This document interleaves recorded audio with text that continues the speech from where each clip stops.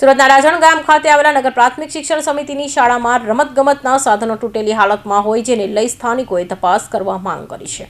સુરત મહાનગરપાલિકા સંચાલિત નગર પ્રાથમિક શિક્ષણ સમિતિની કેટલીક શાળાઓમાં જાણે અણધણ કાર્યભાર ચાલી રહ્યો હોય તેમ લાગી રહ્યું છે। ત્યારે સુરતના રાજણ ગામ હોળી ચોકલા પાસે આવેલ નગર પ્રાથમિક શિક્ષણ સમિતિની શાળા નંબર 150 અને 151માં રમતગમતના સાધનો છેલ્લા કેટલાક મહિનાથી તૂટેલી હાલતમાં છે।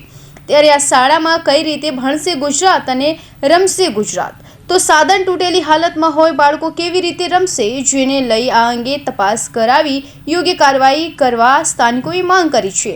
આપણે અત્યારે અડાજણ ગામ હોળી ચકલા સ્કૂલ નગર પ્રાથમિક શાળા 150 151 પર ઊભા છીએ અને ત્યાં જે રમતના સાધનો છે એ તૂટેલી હાલતમાં અને ખંડેર ભંગાણ હાલતમાં પડેલા છે।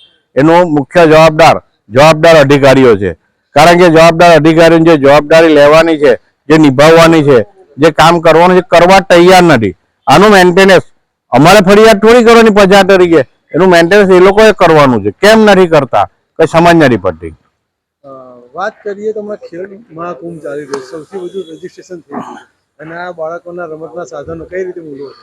સરકારશ્રીની નિયત એકદમ સાફ અને ચોખ્ખી છે, પણ જેને સરકારશ્રી જેના ભરોસે ચાલી રહી છે એ જે વહીવટ કરતા અને જે જવાબદાર અધિકારીઓ છે એને સરકારને બદનામ કરવામાં રસ છે। એટલે માનનીય મુખ્યમંત્રીશ્રીને અમારી અપીલ છે કે આવા કર્મચારીને ગંગાજળ હેઠળ લઈ લો। ગંગાજળ હેઠળની પરિસ્થિતિ તમે જે શબ્દ વાપરો એને કઈ રીતે શું?